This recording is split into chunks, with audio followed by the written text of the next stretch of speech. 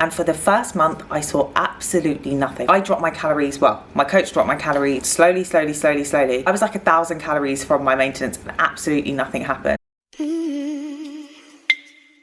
Hello everyone, welcome back to my channel. So, I don't normally come on with a full face of makeup, but you know what? Sometimes we're going out and we thought, I know how frustrating it can be if you have a thyroid condition. You can do everything right, you hit your food, you train, you sleep, but the scale doesn't move, and I just feel like a lot of us feel demotivated. This was happening to me for 4 weeks straight. So I've just finished an 8-week diet. I've got down just over 5 kilograms, which was quite an aggressive diet, but for the first month absolutely nothing happened. I thought my meds weren't working, I thought it was my stress, I thought it was my sleep, I thought it was so many different things. Right, there we go, we've got a new battery pack. If you have a thyroid condition, you know this feeling. You do everything right, you hit your food, you hit your steps, you hit your water, you hit everything, but the scale does not move. That was me for 4 weeks straight. So I just finished an 8-week mini cut, and for the first month I saw absolutely nothing. I dropped my calories, well, my coach dropped my calories slowly. I was like 1,000 calories from my maintenance and absolutely nothing happened. I thought my metabolism was broken, but I've done this enough times to know that this is how long it does take me to start to see a response. And then today I thought it would be a good idea to break down exactly how I lost weight with Hashimoto's, why the stall happened, and the specific changes I made to see results without destroying my hormones. So let's talk about the thyroid lag. In a normal body,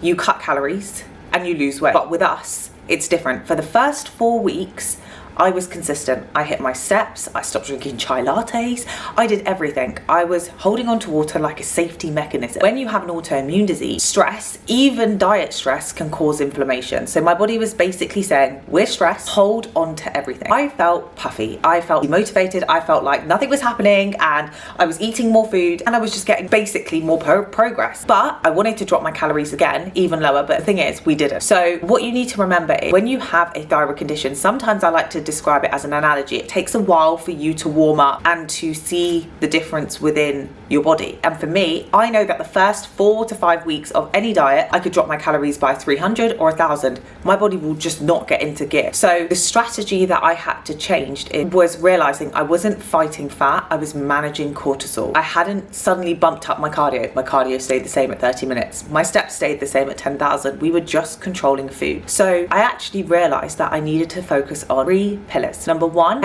gut health over low calorie. What was I putting in? What were my triggers? I know for myself, I can't digest potatoes. I can't digest certain foods. I am personally gluten-free and dairy-free, and that makes me feel a lot better. And making sure that I was reducing the internal inflammation. I was incorporating a wide variety of fruits and vegetables, and all of this collectively helped me lose weight. Number 2, sleep. The non-negotiable. The amount of adults that I speak to that I help that don't have a regular sleep time and wake time is mind-boggling. So if I didn't sleep enough, I knew I felt it the next day, and sleep for me has been pivotal. It is pivotal for all areas, your brain health, your metabolism, your body, just the general feeling. So you know how you feel after a good night's sleep compared to not a good night's sleep. So sleep is number 2. Number 3, patience. Patience with your medication, patience with the process. As much as we like these quick fad diets, there's a time and a place for them. So as much as I wanted to lose just over 5 kilos, I know that how important it was for me to make sure that I was patient. I'm not your average Joe. I have an autoimmune disease. I have a thyroid condition. So weight loss for myself takes a little bit longer. So I made sure that I took my blood tests. I obviously am very lucky to work with MediChecks. I checked my TSH, my free T3, my T4, my T3, all of the thyroid panels. They have a fantastic thyroid health check within as a blood test within the UK. I'm sure if you're in the US, Australia, there are other healthcare providers that can help you test your thyroid levels. So let's talk about training. So the biggest mistake we make is excessive amounts of exercise. I have clients come to me with HIIT, 2 hours of cardio, very minimal weight training. So during these 8 weeks, I kept training the same. I trained with the same intention. I went in with the goal to progressively overload. Most of the time I did. And about week 4, week 5, I realized that I just wasn't recovering. And I think I'm training at an intensity I've never trained at before, which is absolutely fine. So I let coach in, I was ignoring it. As we all do, we can push, but I was ignoring it. And I said to coach, I don't think I should be feeling like this, especially coming off a deload. 5 weeks later, I was ready to basically take a step back. So what we did is we kept the 3 leg days in, Monday, Wednesday, Friday, and then my upper day on a Saturday was completely removed. And he let me know to alternate between the 2 upper days I had, upper A and upper B. But what I did is I stuck to upper B because I just found the connection much better. So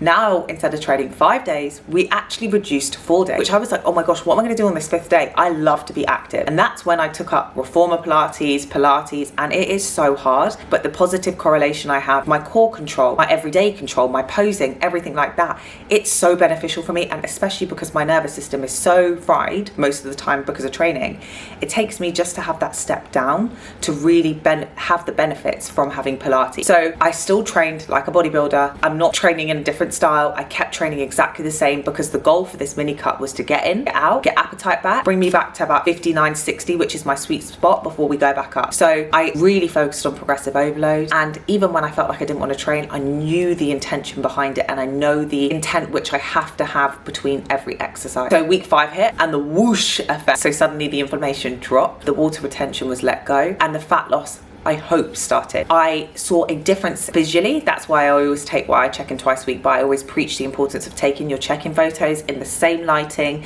in the same outfit, approximately the same time every single week or twice a week. And I started to see those visual changes at week 5, and I felt like my body could finally breathe, and it was safe enough to release the fat it was kind of holding on to, which is the best way to describe having a thyroid. So I wanted to cap this video off by saying, yes, I lost the 5 kilos. I successfully did, manage to complete my mini cut. But sometimes, especially as an autoimmune girl, also being an athlete, I know that weight loss is very tricky for someone with a thyroid. Having a thyroid condition for nearly 20 years, having Hashimoto's specifically, is quite tricky. And I have always been a big advocate in life, do not let anything really stop me. If I want to do something, I'm going to do it. Anyone who knows me knows I'm going to do that. And I felt at the time, I felt very demotivated, and I was going in the gym and I was like, well, another 300 calories gone and nothing was happening. But I've realized the importance of taking that step back and really taking that step to myself and realizing that I've done this long enough. But sometimes that's where my coach keeps my head on. But it's so important that I really do take that time out and realize that I'm never your average Joe. I'm never going to be, cut 300 calories, no real changes to cardio, and I start to lose weight.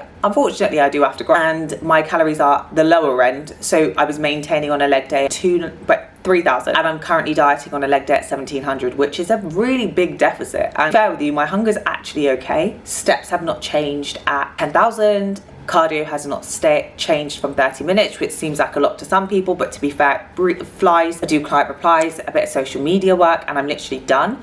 It sets my tone up for the rest of the day. My routine never changed. So now, if you're currently navigating a thyroid condition, let me know in the comments, what's the hardest symptom for you? Is it the fatigue? Is it the water retention? Is it the cold hands and feet? I know as soon as the temperature hits around 12 to 11 in the UK, that's centigrade, I have to make sure I have my Uggs on, otherwise I can't feel my feet. So remember that your body is not broken, it's just protecting you. Give it time to feel safe, stick to the plan, and make sure that you realize that sometimes doing less means you'll get the results that you want. And that's something I'm still learning, and that's why I'm documenting this. Don't forget to like and subscribe for more building muscle with an autoimmune disease, and I will see you in the next one.